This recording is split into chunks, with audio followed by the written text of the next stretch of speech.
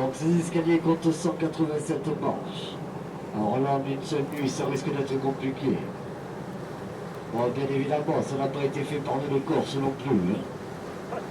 D'une part, on aurait mis 2 fois moins de temps. Ou alors, je pense plutôt 187 jours pour une seule marche. Ouais, je pense.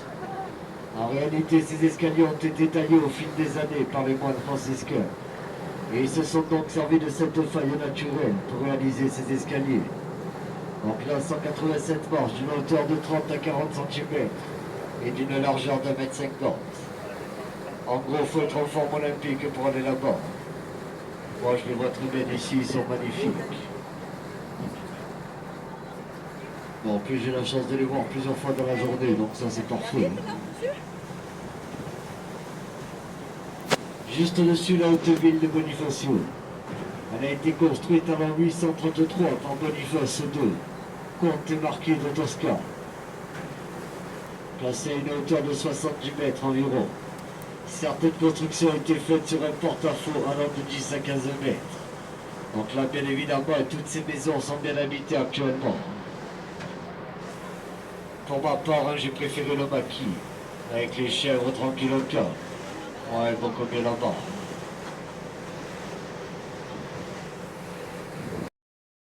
Au bout de la falaise, on peut apercevoir l'ancienne maison de Marie-Josée Natte, cette ancienne actrice française bonifacienne du côté de sa maman.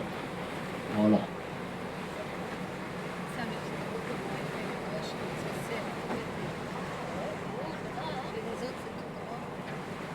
Un peu plus bas, on aperçoit cette chapelle blanche. Alors ça, c'est la chapelle Saint-Roch, édifiée en 1528 lors de l'épidémie de peste. Lors de cette épidémie, la population s'est vue passer de 5000 habitants à 700 habitants. À savoir que la commune compte aujourd'hui environ 3000 habitants. L'hiver, vous entendez, l'hiver. L'été, en un seul mot, c'est le bordel. Mais bon, on est là, on résiste, il n'y a pas de souci. Après l'hiver, tranquille au calme dans le maquis.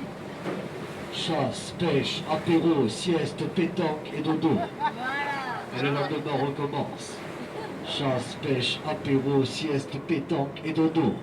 Ça, c'est la belle vie. Mais bon, là, on évite d'y penser, on est qu'au mois de juillet, hein, doucement, doucement.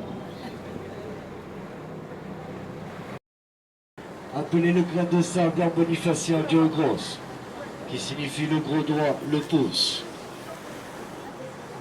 Alors ce rocher serait décroché de la falaise il y a environ 10 000 ans, dû à l'érosion marine. C'est donc ce rocher que vous retrouvez sur toutes les cartes postales, ainsi que sur les reportages télé. Et qui sert également de plongeoir à nos jeunes bonifaciennetés en général. Bon, moi ici j'ai pris ma retraite et je n'y vais plus, c'est trop sport. Hein. Là j'ai laissé la place à la jeunesse bonifacienne, chacun son tour. Allez, maintenant on va pouvoir profiter d'une photo exceptionnelle à faire, avec en arrière-plan la ville de Bonifacio, et sa belle falaise. Donc là, pareil que tout à l'heure, on commence par la vente du habitant sur place pour les personnes à l'arrière. Et ici, pas de jaloux, il y en a pour tout le monde. Et profitez-en bien car un délice